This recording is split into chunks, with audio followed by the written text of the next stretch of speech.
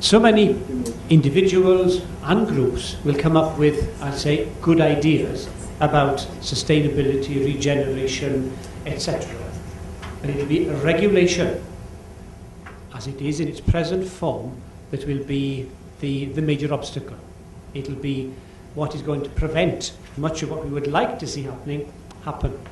Now, how can we influence regulation in such a way that the regulators are going to have an eye to the future? They're not going to think of their job security until they draw their pension. They're going to think of the future generations.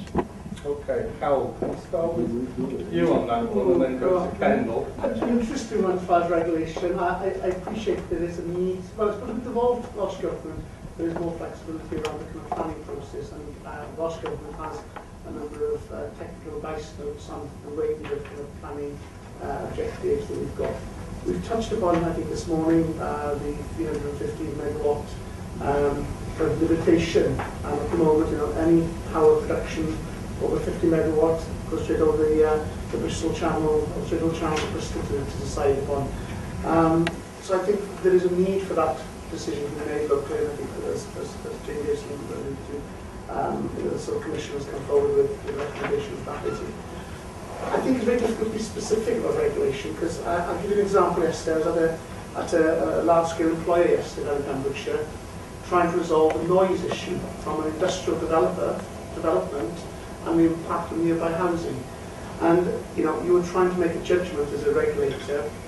What do you want to try and do? Maintain 150, 200 plus jobs here, and also satisfy the need of a resident down the road. And there's a very fine line, kind of when it comes to kind of what is regulation. Yes, as I mentioned, my background is in environmental health, so that goes hand in hand with regulation. Just mindful of the fact, but it's sympathetic regulation. I'm mindful of the fact of the food safety legislation, that without that you would be in problem with the horse meat scandal and the rest of it. Really, if you rely on some industries to regulate themselves without that input from a regulator, you're liable for inconsistencies and some unscrupulous companies and undermining public safety. So it's in my DNA, I think, actually, that I am a fan of regulation. It has to be sympathetic. It doesn't have to stifle innovation, but to encourage it. It goes hand in hand with it, but you just have to have safeguards sometimes to make sure that what's in one's best interest is in everyone's best interest. A business may have its own vested agenda, which is driven by finance, may not be in the public interest. So you have to have these safety nets effectively to make sure that the public is safeguarded, but not at the expense of innovation. So it's a fine balance, but I certainly wouldn't want to do away with regulations, certainly not. Claire? Yeah, I just wanted to add a note that sometimes regulations can be seen as barriers when actually it's not, and what people need is it to be accessible and support to understand it.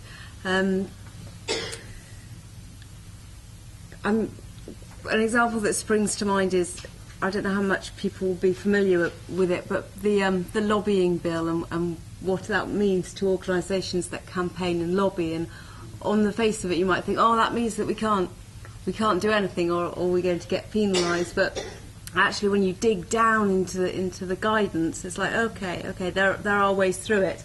But a lot of people just don't have the time or capacity to wade through it. So I think regulation has to be proportionate and it has to be made easy to understand. Thank you, Claire. Helen, do you have anything to add? Yeah. I think the regulation in the context of today, in terms of the Future Generations Bill, is kind of unique and presents a lot of unique opportunities and difficulties. Because I think when you're regulating on very specific technical matters, whether it's air quality, noise levels, parts per million water, etc., that is, I think, a lot easier than the scrutiny and the regulation that the Wales Audit Office will have to put on the Future Generations Bill, because some of those issues around decision making are so strategic and are so subjective and complex. I think they've got quite a tricky job in terms of regulating how that particular legislation is going to be taken forward. My firm belief from working, especially in Ceredigion for sort of quite a while, was in terms of how I could see sustainable development, why sustainable development wasn't moving forward. I didn't think it was because there was a lack of regulation or because how regulation was or wasn't being taken forward. I just thought it was because there were so many opportunities that were just not being grabbed, because there were people on the ground who understood what sustainability was. And so you could see social enterprise development plans, you could see X, Y and Z. I think there's huge potential for them to be the driver of sustainability, but there's not enough of people able to sort of be there, say that, make sure it happens. And I felt that was one of the biggest problems where we just weren't making as much progress. So I think regulation has a role to play. Within the Future Generations Bill, that's going to be interesting. But I think in the overall scheme of things, it's just one part of the overall picture. Are you happy with the response? Ish. Yes. I hope that all of you that are very pro-regulation, and I have to confess, or I suppose I must be thankful for, as you've, Kendall mentioned, food regulation. We probably wouldn't be as healthy a society as we are. Quite possibly we wouldn't be, but for the fact that there were food regs. But say, for instance, a small community wanted to open its community abattoir. At the moment, it's as if we've only got the Vions and the Grampians and the Dunbeers, and they've cornered all of the slaughtering and the provision of meat side. Whereas, why should a lamb from a small community be taken away to a large abattoir? Probably that lamb won't come back because it will be lost amongst the thousands of slaughtered on that day and so on, why can't we keep it in our communities? It comes down to the community shop, but lamb hasn't travelled more than maybe 4 miles. Okay. That sort of idea. Yeah, that's good. Right. Another question, please, from Alison. Yeah. Sorry. Yeah, Jeff Rowan from the Carmarthenshire Cycling Forum. We've heard a lot about sustainability in various forms. One thing we haven't heard much about today is sustainable transport and sustainable travel. We live in an area with massive transport poverty. How do you see sustainable transport developing at the same time as bus services being slashed? Therefore, making fewer and fewer people able to travel. Can I come to you on that one? Any of the Environment Wales projects, sustainable travel projects? Because we're such a small funder, £12,000 is our maximum grant, the sort of sustainable travel projects that we have registered with us are about cycling and walking and education and awareness raising, I suppose. But I totally agree with your point, because I suppose what we need to be doing is getting rid of the unnecessary car journeys, as it were, or journeys that can be substituted by bikes or walking or whatever, so that there is enough space on the roads and there's enough infrastructure for those journeys that can't be made in a more sustainable way. My question maybe was worded particularly well. It's more to do with the actual transport quality, the fact that people are forced to use cars for as long as, and will the legislation, or the proposed legislation, be able to actually do anything about that? To actually say, no, you have to provide an alternative to guys, or not just an alternative, you actually have to provide the facilities for people to travel. I'm going to wait for a response from each of the panel, and then I'm going to come to 2 points or questions in a moment. I was going to say about transport poverty. There is a survey in Wales, and transport poverty is like food poverty or eating poverty. And in Wales, many people are spending vast portions of their income. That's all I'm saying. Thank you. Thank you. Hawl? Yes, it's interesting. As far for Future Generations Bill, obviously there will be a requirement for certainly for the authorities and the public sector to look at what their footprint is, etc. I know Welsh Government itself has a 3% carbon reduction target on year. As an organisation, environmental organisation, our target is actually 5%. So we are tasked this year with reducing our carbon emissions by 5%. And you know, the previous 4 years, whereas Welsh Government did have a 12% reduction, we've had a 20% reduction. So it's very hard, and I think Ken will probably cover those. Just touching up, you know, some of the social inclusion. My previous organisation, we were responsible for the creation of Wales Coast Path and the Association of Welsh Government. We have supported through grant funding local bus initiatives to enable walkers to jump on and off buses. So, you know, kind of the Cardi Bach is one example, which operated in Ceredigion, and there was also a Gower shuttle bus programme in Swansea, which have been supported. And I guess those are multiple use, not only for visitors in the area, but also for regulars, although the limitation is that they tend to operate over the summer months.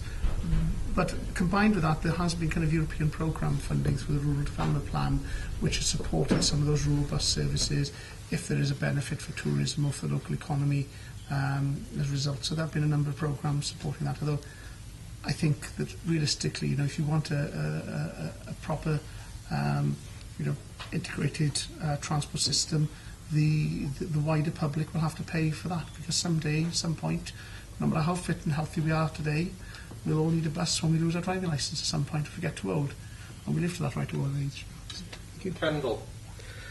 It's a big question actually for a county like Carmarthenshire, the rural nature it is. Some of the bus routes we've got aren't viable financially, so the bus companies can't deliver without subsidy. That subsidy is being cut, so it's a question of which ones stand, which ones don't. I think people have got to realise perhaps that not every community can be serviced by a bus service. There have to be accepted routes, main routes, arteries throughout the county. The council has tried with financial assistance from the European Union for the Booker Bus scheme, which has got some benefits for the north of the county, which is small scale, if that could be replicated. But it does require funding. And as Alan alluded to in his presentation, it's not just a bus service, it's actually the roads they actually travel on. With a backlog in highway maintenance, some roads, some highways will have to be given up, as it's, I think you mentioned, let go, beg your pardon, that was the term, let's let go. So we could end up with the road network we've got far reduced than what it is now, with buses, maybe a thing with a pass on those roads, cars maybe as well, actually. So it's a big issue. Certainly it's something that the authority in Carmarthenshire is addressing seriously, because it's aware of access to services, something centralised. How do people get to those centralised services? So it's certainly a big, I certainly haven't got the answers. My colleagues within the authority are looking at it, but I think it's certainly something that Welsh Government have to address, just to make services accessible to everyone. I think it mentioned in the goals that it's an equal opportunities for people. If we haven't got transport, you can't get access to services. So it's certainly a fundamental issue, and certainly a big issue for a county like Carmarthenshire. Helen. I mean, obviously it is a huge issue, and with services becoming ever more centralised and funding becoming ever more reduced, as everyone's already said, it's only going to be an issue that's going to just, you know, continue to become an issue and a challenge, and if not become a bigger one. So I think maybe it's something that, you know, an issue that the Commissioner could possibly do an inquiry on. They'll have a legal duty to do inquiry on key issues, and maybe that's something that, you know, needs to be on the radar for those plans going forward. You know, there's lots of good examples of community transport schemes, and, you know, some other ones have been suggested here. And, you know, those things obviously need to be supported and nurtured, and good examples shared between people, so that there's a strategy for addressing this, and there's an acknowledgement it's a big problem, obviously much bigger in rural areas and in the valleys or North Wales, and obviously also in Mid Wales. And they've seen, you know, there's a coercive, coordinated effort and strategy and you know, and actions. They're going to try and plug those biggest gaps and, you know, support the most vulnerable people. You know, so I can only see it, you know, staying a huge challenge for us really, and needing a lot of effort. Okay, a point at the back before I come back in to see whether you're happy. Okay, yes. Can you hear me? Yes. Well, I have to say I travel by bus whenever I can, and recently I was on a bus and they were people from Carmarthen Council interviewing everybody who was travelling, and they said that they wanted to increase the services, and they also would like to run the buses on sustainable fuel. So I think it's partly up to us to use them to demonstrate that it would pay them to do this. That's one point. The other is that there is, near where I live, a very good electric car share scheme. And these things could be spread out across Wales, and they could run on sustainable electricity. Thank you. Are you happy with the responses you've had? Yeah, I mean, It's a bit of a naughty question because I've been involved in the Active Travel Act from like an activist's point of view, and it's been a lovely, if you like, ride, but very eye-opening ride, because the one thing that's come out is a lot of fine words, but absolutely no money to back it up. And it's my concern that something like this is going to have a very similar impact. It's going to be lots of fine words, but when it all comes down to it, if you can't provide a sustainable alternative, because the money's not there to kickstart that sustainable alternative, then I will go home and sort of finance, finance the absolutely essential. This is why I think the Welsh Government and others have made this such a massive trick. Because, you know, the potential for, you know, we talked about resources and waste in our group, and energy, community energy. You know, there could be community energy schemes or similar across communities in Wales, generating an income to be plugging these sorts of gaps. You know, I think it's such a community energy in particular, in appropriate places, etc., is such a strategic priority for Wales. Huge effort went into creating Community Energy Wales, and then the kind of resource wasn't there to support it. And I think for X number of pounds, WAG could have been creating a sustainable income for communities right across Wales to be channeling into these sorts of schemes. And you know, I think that's a huge frustration that I have. Okay, thank you, Howard. Another question? Yeah, could I just make a comment that I feel you're never going to get people to come to businesses to come here to Wales if you can't get from A to B. I mean, I don't drive, so I find, having come to retire in Llanelli for the last 6 years, I find it a terrible, terrible problem to get anywhere in this community. Even living in Llanelli, a major town, the bus service finishes 1 hour, finishes at 4:30 in the afternoon. Well, if you want to go out in the evening or you want to go anywhere else, then you've got the choice of a taxi, or you don't go anywhere. You're not going to encourage people to come here without you have a transport system. You have it, particularly if you come where I've come from, England, where transport is not a problem at all. You can get from A to B very easily. It's a big holdback for people to come here if they can't get to work, get to this new industry or whatever that's introduced to Wales. Is there an answer to that? Right, is that the question? Yes, it is. You know, I find... Kendall? Just pick up on that. You say you came here from England. You're probably an easier journey than going from South Wales to North Wales. The road network in Wales is appalling. Yeah. Certainly north-south routes. It's easier to go out of Wales, but I agree with you totally. The accessibility. There's the broadband side of it. The home working issue is something which may address it. That may develop. That people won't need to travel as much as they have done. But certainly, the road network, the infrastructure in Wales is in need of dire addressing. And I don't think that the Welsh Government, by suggesting that an airplane service from Cardiff to North Wales perhaps was the most appropriate solution to addressing that fundamental issue of making it one country effectively. As was alluded to in our earlier session, I think North Wales have got a greater affinity to Liverpool than to Cardiff because it's more accessible and it's the key city effectively. So I think to address the one nation approach, that we need to have a transport system that allows us to communicate equally with colleagues in South Wales as in North Wales. Okay, I'm conscious we spent quite a bit of time on transport. Could I just add one? Yeah. I live in a very rural village, and the last bus is at 20 last week, so if you will understand why it finishes at 4:30 in Llanelli town. Strange. Yeah, well, I'll see you, but finish at Okay. Yes. Is this a transport-related question? Well, thanks. And in the last session, I was inspired to become a Future Generations champion, so I'll take this opportunity to hold my first conversation.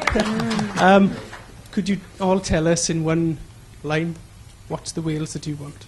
Oh God, can I go last again? Helen's going last, so can we go Claire first? Oh.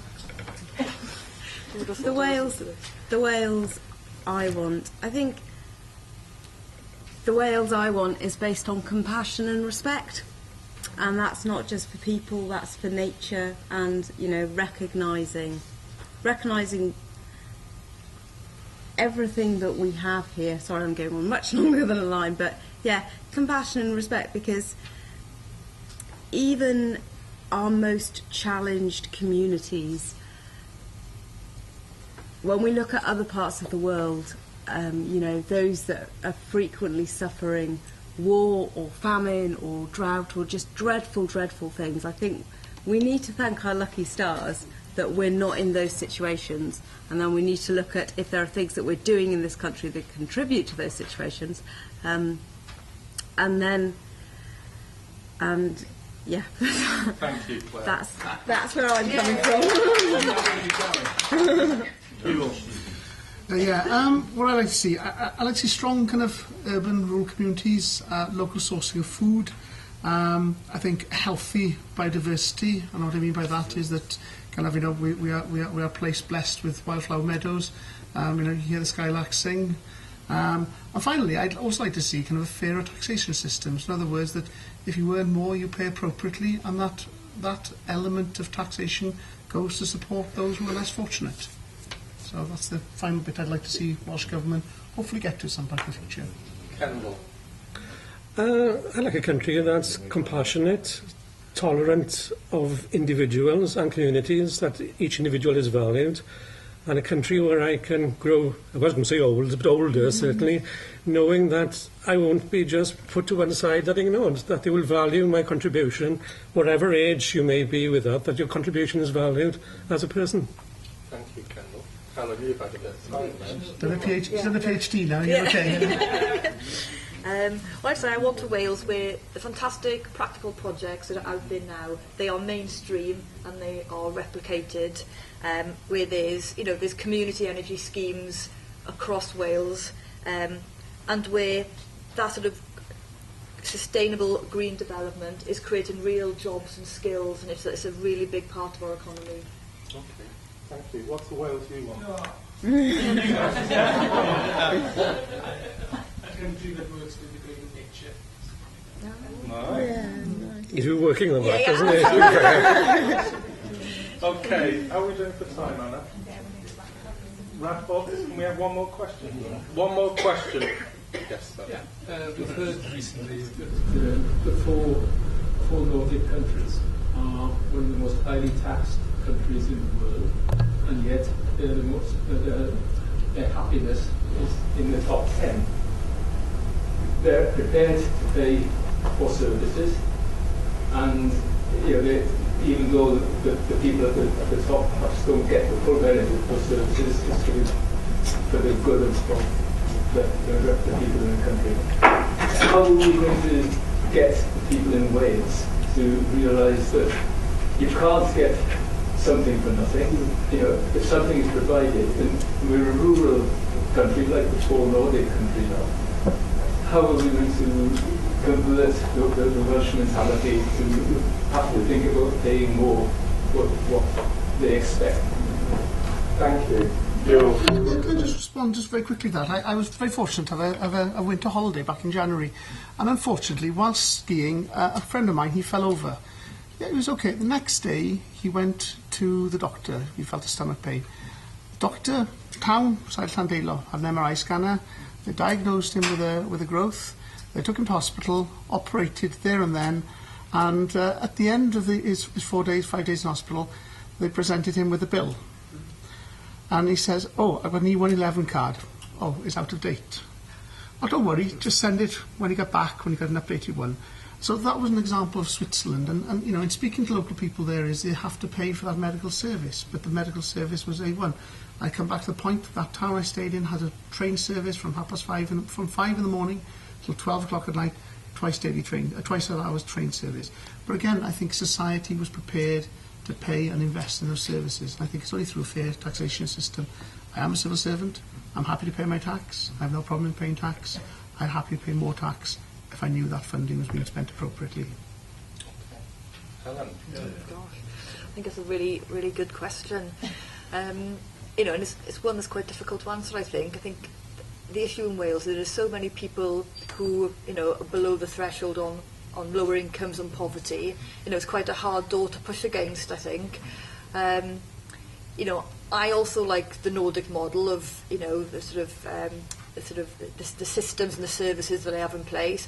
I think we need, obviously, that the context of the Williams Commission is a different sort of provision of services, and I think, you know, we have to improve the quality of services that people receive.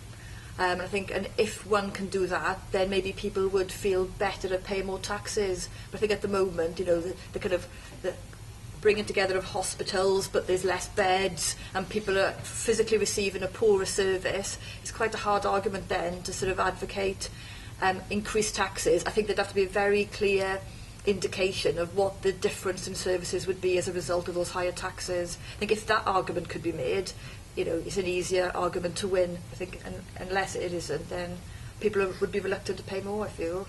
Okay, Kendall and then Claire. Yes, it's a question of choice, I suppose, really. It depends what model you wish to choose as a country.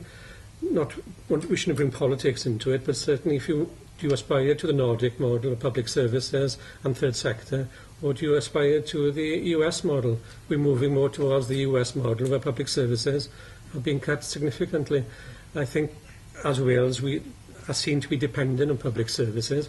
What would be nice would be we'd have a healthy mix effectively of private sector and public finance, but also strong and vibrant public services. So I think it does come down to the choices that are made. So my background is public services. I've worked there all my life, so I would be defending them, but I think we can all value the contribution and dependency we've had as individuals on those services, the health service, the social services within the council.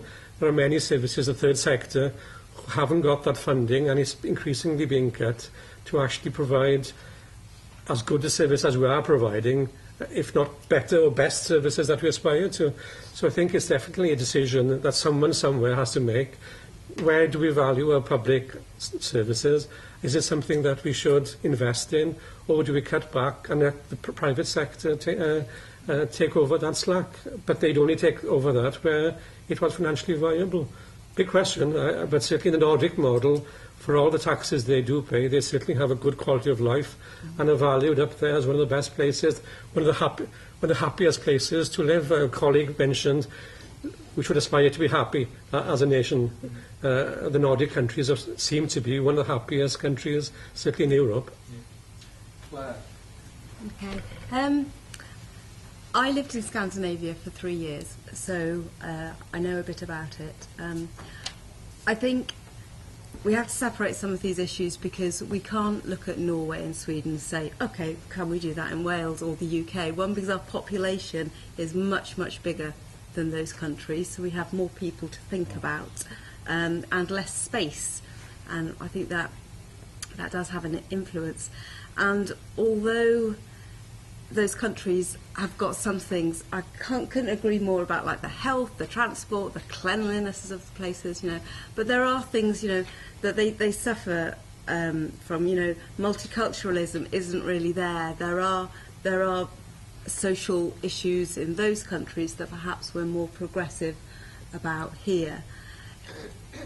I heard what you were saying about how can we change, I suppose, the mentality, and that is a much bigger question. And you know, obviously, it's not just about taxation, and taxation is difficult enough. And I totally support, you know, if it could be fairer, and what we heard about tax havens earlier, you know, I think it does need to be fairer for people. But in terms of mentality, I think it's we can't look at people and kind of go, well, why don't they get it?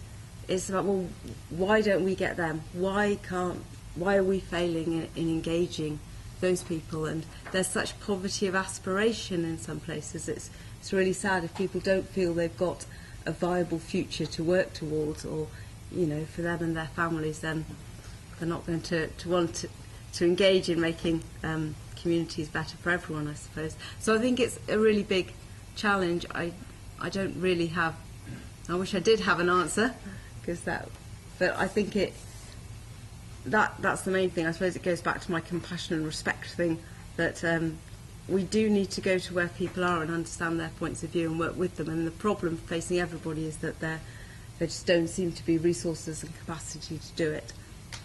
Thank you, Claire. Unfortunately, we've run out of time. Can I just make a very quick observation? What an informed level of discussion has been in this room and in the other rooms today. I think it bodes well for the future.